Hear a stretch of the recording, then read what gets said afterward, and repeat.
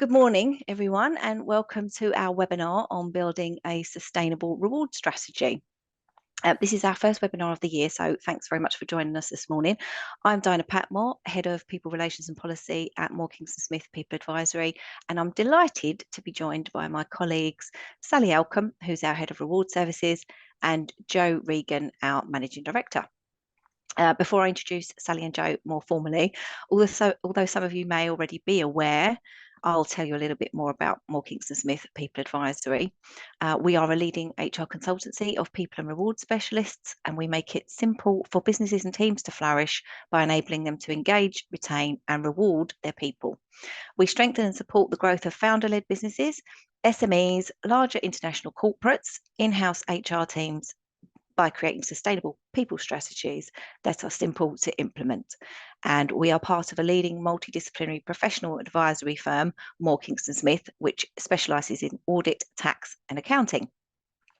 Now to introduce Sally and Joe. Sally is our Head of Reward Services, and Sally joined our team in 2023, bringing with her over 30 years experience leading on the design and implementation of global reward practice and policy. From reward strategy, salary and bonus reviews and benchmarking to job levelling and career frameworks, Sally has worked across multiple sectors and industries, both in the UK and globally, for organisations with less than 10 employees to over 30,000 employees. And Joe is our Managing Director. Joe joined the team in 2022, following roles in industry as Chief People Officer. He brings a real advantage to clients as, having stood in their shoes, he's able to see things from both perspectives as a trusted advisor and an in-house HR professional. So a little bit about the format for today. This webinar is scheduled to finish at 10:45, and I'll be posing a number of questions to Sally and Joe on the subject of building a sustainable reward strategy.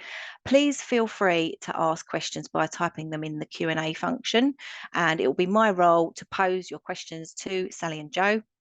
And any that we don't manage to answer live, we will follow up with you afterwards.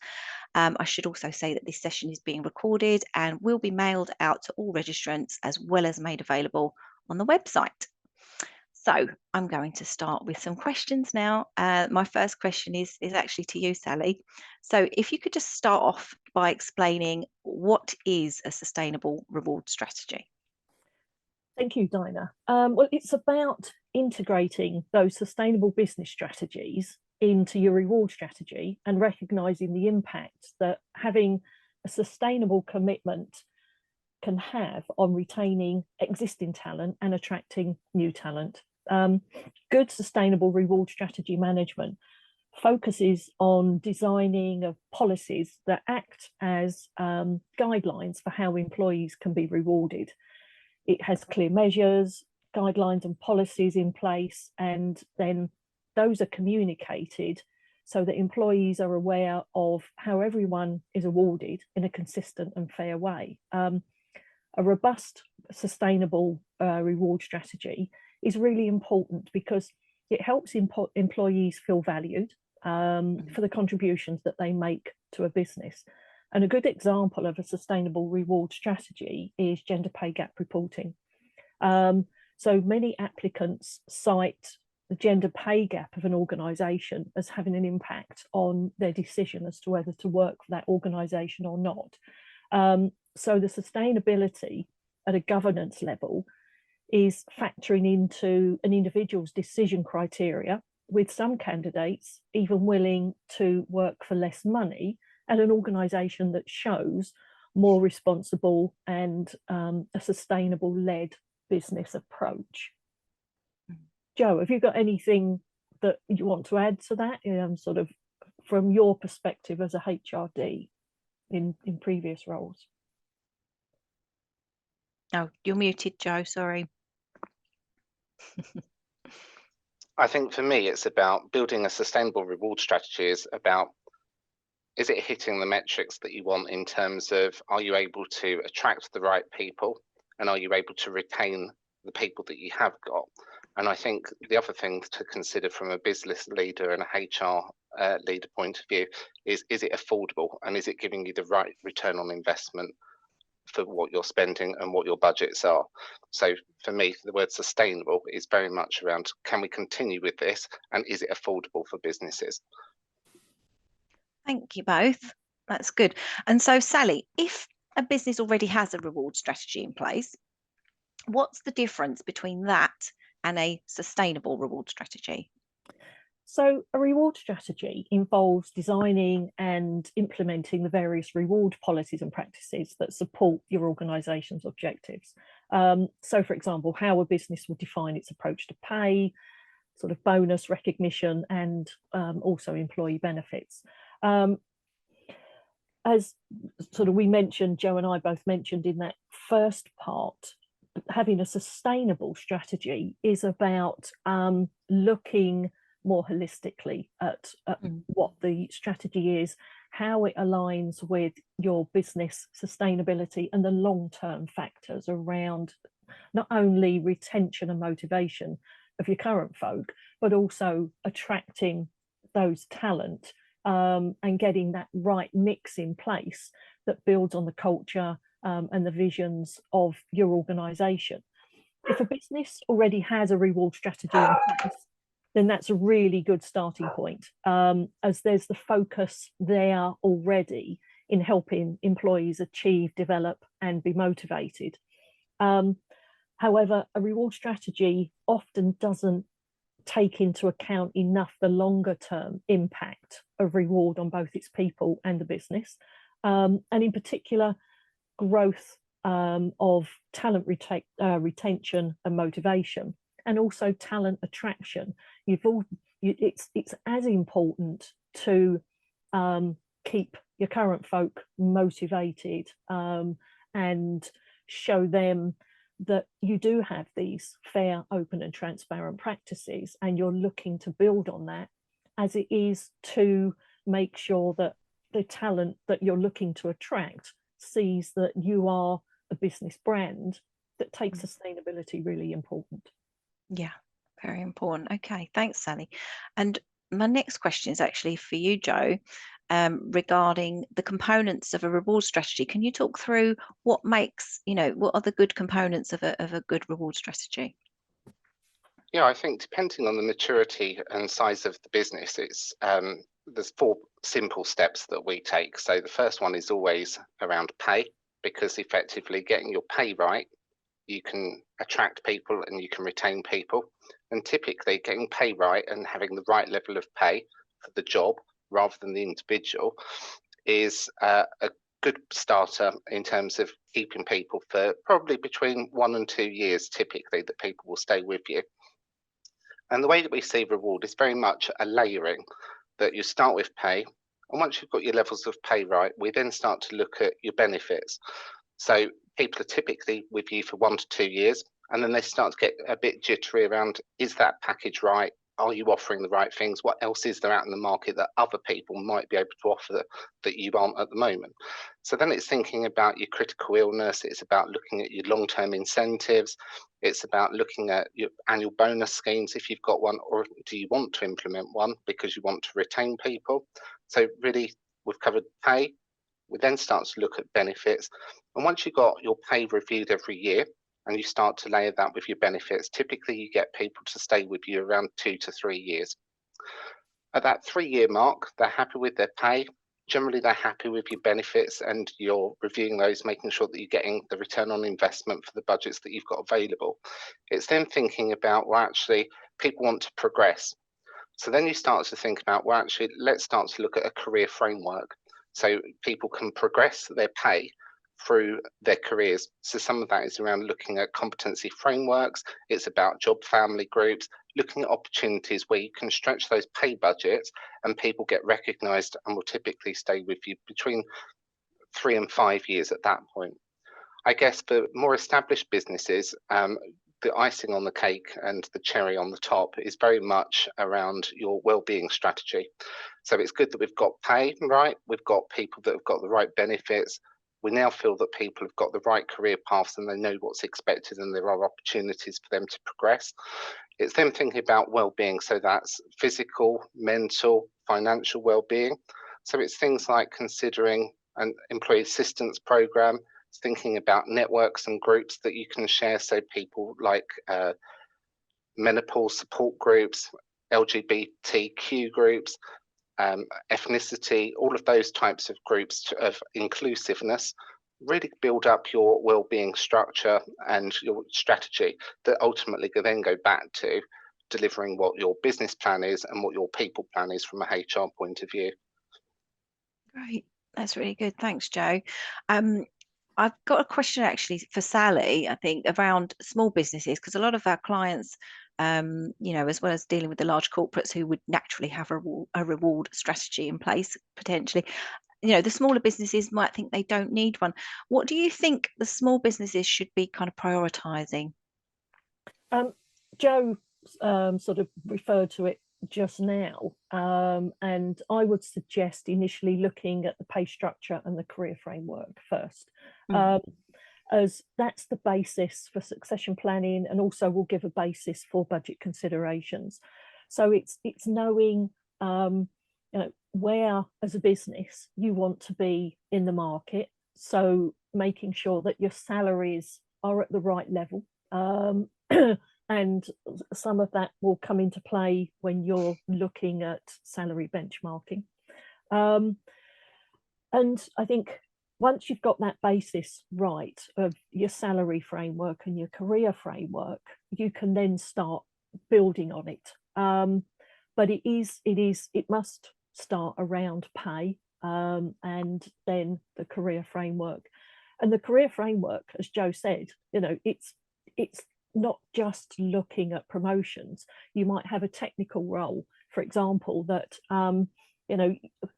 perhaps the incumbent has said, look, I'm not interested in managing a team. My role is more technical. It's more sort of focused. I'm happy sort of just sitting here quietly, but sort of doing my bit. But the impact on the business, if that incumbent or that role changed, could be quite significant. So it's understanding the roles that are in the business and the impact that they have on the business. And this is where sort of being sustainable and having that sustainable long-term reward strategy comes into play. So it's looking at where you want to be. And it may be that you're not on a huge growth curve, but you still need to have that forward looking and understanding, okay, so sort of this is what my budget is. And there's a number of budget constraints around at the moment anyway. And then factoring that in. So having the right level of pay is a really key first step, and probably is part of the cement in getting that sustainable reward strategy and structure in place. Thank you, Sally. That's really good. And what do you think, looking a bit more to the future, get your crystal ball out, Sally, what do you think employee rewards going to look like in 2024 and beyond? So 2025, I think Sally's disappeared. Joe, have you got any thoughts on that whilst we wait for Sally to return?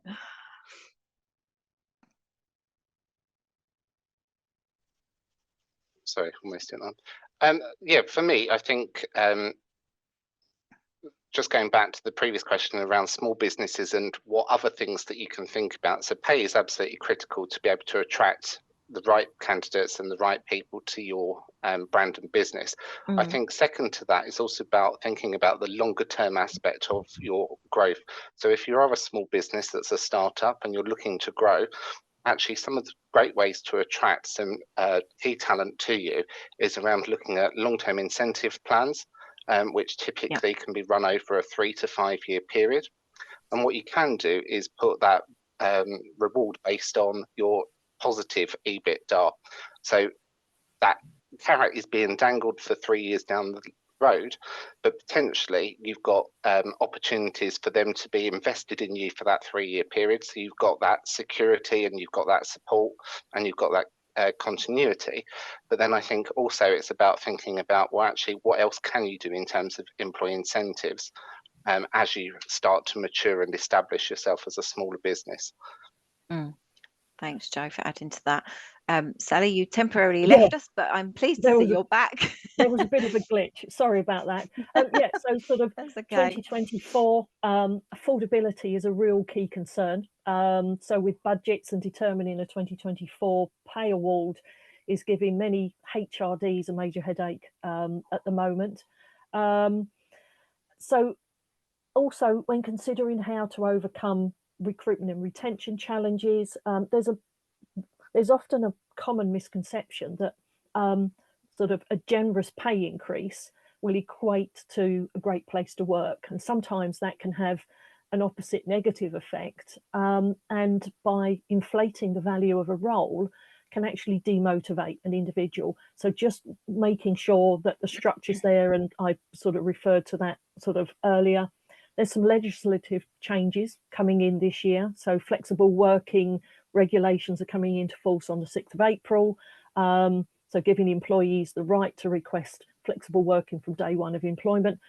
That could have an impact on, or may need to have wider considerations around a pay and sort of benefit strategy. There's changes to the national living wage structure in April of this year, so that all workers aged 21 and over will now be entitled to £11.44 per hour, and that could have a huge impact on pay budgets and considerations. Average increases to salary for 2024 are looking to be around sort of 4 to 4.5%. The median in 2025 was nearer sort of 5.5%. So there is a trend now on a downturn on pay budgets, and that could be influenced. The inflation rate has continued to fall, and along with affordability of implementing higher salary increases, for subsequent years, businesses just aren't able to sustain that. So it's looking at those. It's also becoming less and less of a candidate-led market, with candidates sort of less able now to say, this is what I want paying and this is my worth. There's actually more justification for saying, well, actually, this is our brand, this is what you'll be coming into, this is the whole package that you've got, and actually we've benchmarked our roles, and this is competitive. Yeah. So moving into 2025, there's likely to be more consideration to engaging and motivating your people, and linking this to your long-term sustainability agenda.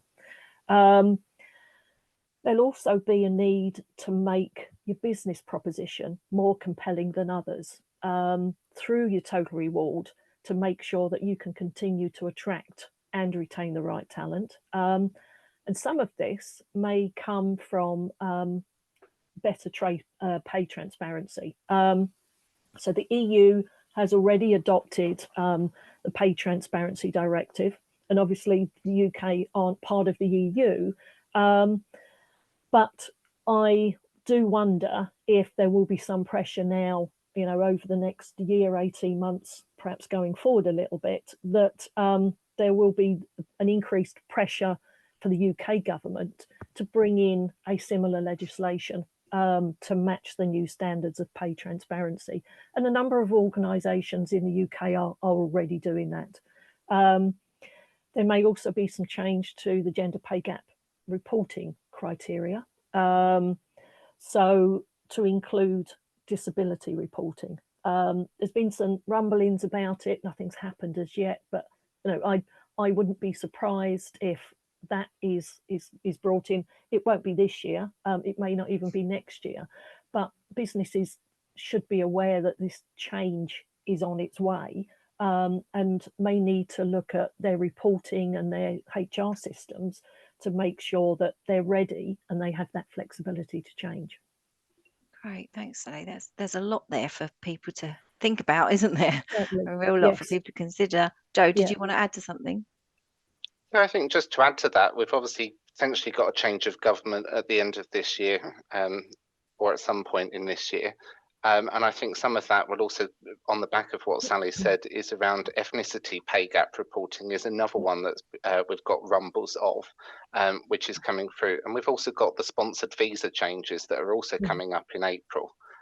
So these are all considerations that HR business leaders need to factor in terms of their budgets. And I think also thinking about elements that sit within your career frameworks is very much around your learning and development offer. So what are you offering in terms of learning, development, more appraisal training, that type of stuff for people? Because I think investment in people's development is going to be a key impact to whether you're going to retain people, and also about whether you're going to attract the right people. Because one of the questions that often we get asked is around, well, what is on offer? What does that package look like? And I think it needs to be in the whole package, not just singly, this is the pay, these are the benefits. Actually, people are getting a bit more savvy around what your credentials are and what your values are. And if you don't have a clear employee value proposition, how can you position yourself as a employer of choice, and to be able to attract and retain and motivate and reward those people as well? Yeah, absolutely. And that L&D piece kind of links into the well-being element, doesn't it, of what you guys were talking about just now. People need to know that that's part of your own personal well-being, is knowing that you've got opportunity to grow, all of that side of things, isn't it? So yeah, really interesting. And the ethnicity pay gap reporting, well, that's been on the agenda for a while now, hasn't it, on and off? But yeah, it's definitely coming down the track. People have got a lot to do, haven't they?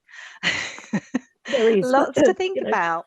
I mean, it's there's some exciting times ahead. I actually think sort of pay transparency isn't necessarily a bad thing. There are some there's sort of probably a fair bit of work that needs putting in place before a lot of businesses are in a position to have a sort of pay transparency on the level that is being introduced as part of the legislation. But if you think that actually it's likely to come into place, then getting your pay and your grading structures robust, making sure that your pay bands have been benchmarked, and that the roles and the salary levels you're paying are not only fair but also competitive, then that's going a real sort of a fair few steps to being pay transparency ready. Yeah, it's going to be really, really important, isn't it? Okay, really interesting stuff coming then. Thank you both. And I have another question before I move on to some questions from the audience. We did have some questions that came in pre-webinar, so I'll ask some of those as well. So we have a question about creating a sustainable reward strategy and how that links to future talent attraction and retention. I think you've already touched on that, but have you got anything else that you might want to add around, the real link between that strategy and how it affects talent attraction and retention? I think I can't emphasize enough, it's not all about the money. And I've mentioned before that paying too much can have as negative an impact on the business, and sort of motivation can also have a real upset to your internal pay equity, as does paying not enough. It's, as a starter, it's having a really good understanding of the market data for your business sector and the industry, and also knowing as a business where you want to position your business and your salaries in the market. So as a business, it might be that you want to position yourself above the median, and that will depend on a number of factors: organisation size, the market, and the sector you're in. But that doesn't then mean that all of your salary levels need to be at that same level above the median. For sure, those roles where you've got that are hard to recruit for, that have got skills that are in particular,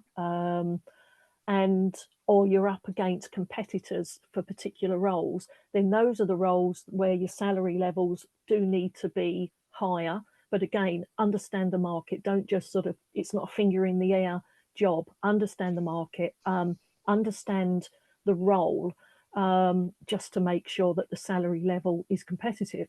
But equally, businesses will have roles that will have those more common sort of skill sets that aren't difficult to recruit into. So actually, it's okay to pitch those salary levels at the median or even just below. So it does all go back to, you know, knowing your workforce, understanding the appeal to engage, retain, and motivate.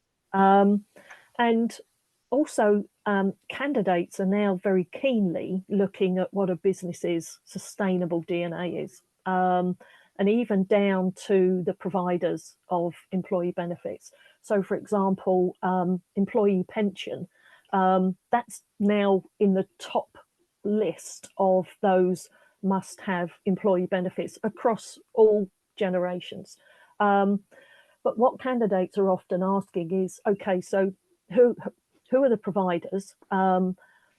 What's the mix of the investment choices that I have? And they're looking at those investment choices and to see how sustainable those investment choices are, and they want a real breadth of choice. So, you know, it is becoming a real sort of competition for businesses to make sure that actually their brand stands up to what they're saying it is around sort of sustainability, the green agenda. And this is where the sustainable reward strategy really comes into play, is looking at the longer term wants and needs of your existing and your future talent, and how this aligns to the overall longer term sustainable business strategy.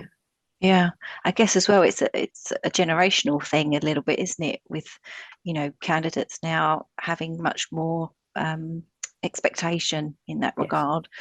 And I guess it's about looking at your demography and knowing, like you said, knowing your workforce. Yeah. And it's making sure that your current culture isn't holding you back.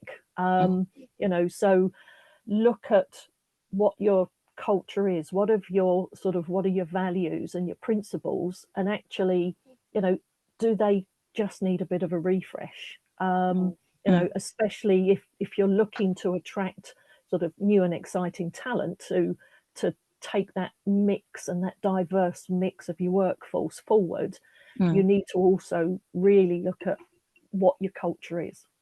Yeah. Great, thanks, Sally. Really interesting stuff. I have a few questions that came in, like I said, pre-webinar, so I will cover those now. We've kind of covered this a little already, but maybe there's more to say. I'm not sure. We're a small organisation with less than 50 employees. Would you say that we need to have a reward strategy?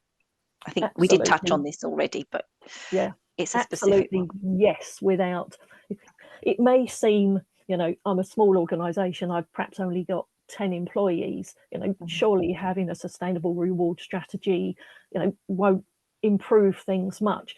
But actually, excuse me, it will, going back sort of and referring to all those previous points that Joe and I have made, is that, you know, you want to be that employer of choice. You want to have that brand that stands out. It's a very competitive market, you know, in recruitment, and you want to be able to sustain that. So if I use gender pay gap reporting as an example, at the moment, the criteria is that organisations with 250 or more employees are required to report their gender pay gap.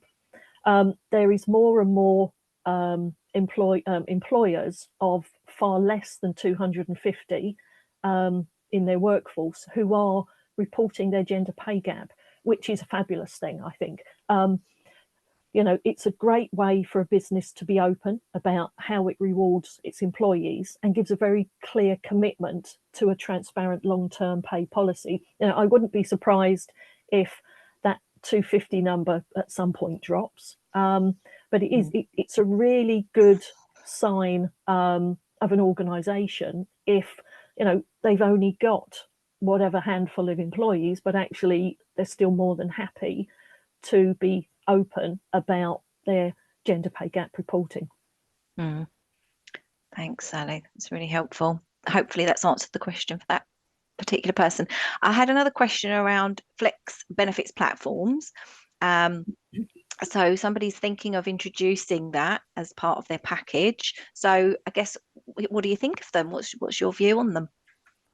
I do think they add value to a business, but it needs to be the right platform with the right mix. Often employers spend an awful lot of money on flex platforms. Into tens of thousands, often over a year, but they don't get the usage. They don't know what the footprint is on the products that are available.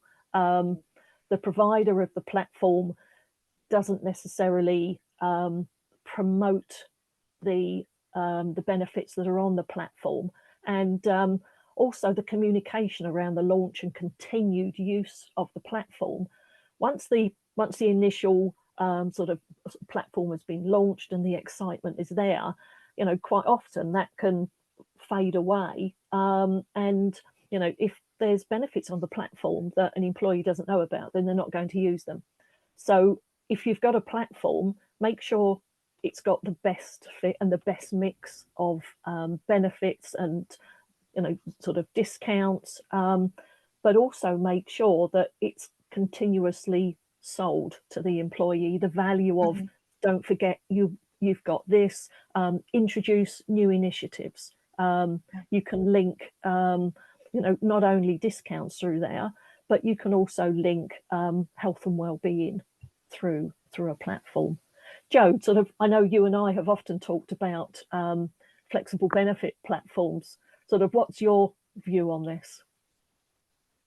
I think for me, it's all about looking at affordability and getting the right return on investment for people. So I think if you're going to invest in a platform, you've got to make sure that with the launch and continuous communication, realize the benefits of it, because it's a big investment that you're going to make and you want to maximize the opportunity for your people. And I think if you're not getting value for money from it, you can divert those budgets elsewhere and invest in different places. So I think it's a great flexible option for people to consider. Choose carefully the right provider and the right budgets that you want to put behind it. And it does take a lot of maintenance from a communication point of view to keep it on people's agenda, to make sure that you're getting the usage, and as a business you're getting return on investment for it.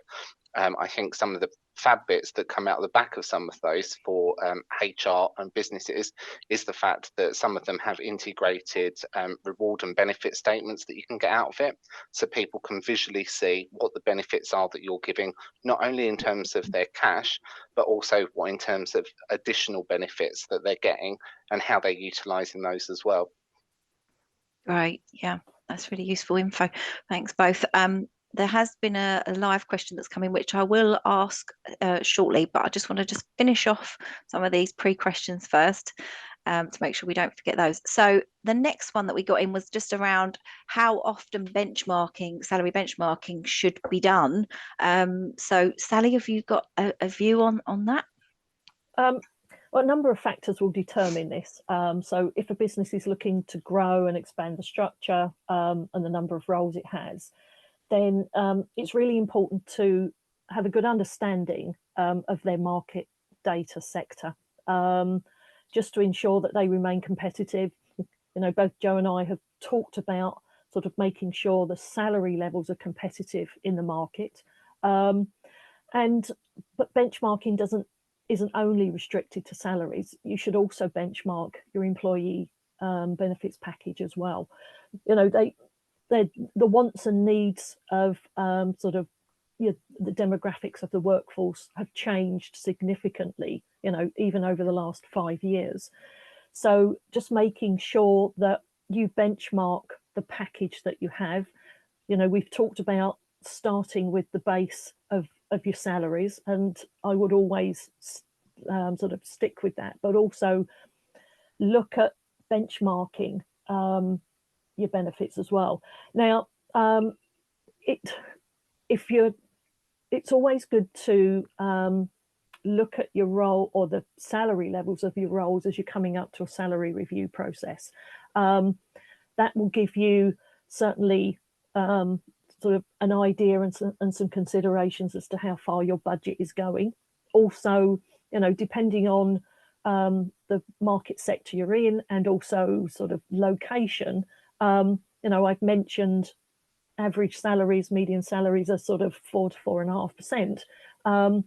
But that could be slightly different depending on where you are in the UK, for example. There are still some sectors that are giving increases that are above 4.5% and up towards 5%. So just make sure you have a real understanding, and benchmarking the salaries at least annually is good, benchmarking your roles. But if you've got those hard to recruit roles or you're having issues with recruitment and retention, then you might just want to benchmark those particular roles perhaps twice a year, just to make sure that you're remaining competitive. Yeah, that makes sense. Good advice. Thanks, Sally. And then a question. Can I just jump in on that? Go on, Joe. It's also good practice around timing of when you want to do that salary benchmarking. So whilst it's good practice to do it annually, and if you've got some difficult to recruit roles or you've got new roles that you're bringing in and you're not sure what the right level is, it's also good for financial planning. So if your new financial year starts on the 1st of April, get in there before and do your salary benchmarking, because then you've got the data and we can age that and forward predict what that salary range is going to be for later on when you do your salary review. But at least you've got it in your P&L, you've got it set in your budgets, you've got your leadership team that can have the discussion, thrash it out and negotiate in terms of what that pay pot's going to look like. That you're informed, you've already got the data there before your financial year starts. And that's how I used to do it in-house when I was a chief people officer. Prepare it in advance, age the data, you've got it in preparation for when you're signing off your budgets for the new financial year. Excellent. Thanks, Joe. That's really good. And then I've got one more question, actually, which I was going to ask you, Joe, because it kind of links in something you mentioned earlier when you were talking about the components of a good reward strategy. So we had a question that came in before around flat structure. So we're a business with a fairly flat structure. Sorry, bear with me. Have I lost you? Are you still there? Yep. You are still there. Bear with me. I seem to have lost you temporarily. There we go. Sorry. So for businesses with a flat structure, how do you build a career framework there where you've got a fairly flat hierarchy, I guess is the question that's being asked. So for me, I think everybody thinks that the natural way to progress or people's development is all about promotion. Whereas actually, if you've got quite a flat structure, actually there are some really creative ways that you can build a career framework and a competency framework to pay progress or to progress people's pay as people progress in their careers.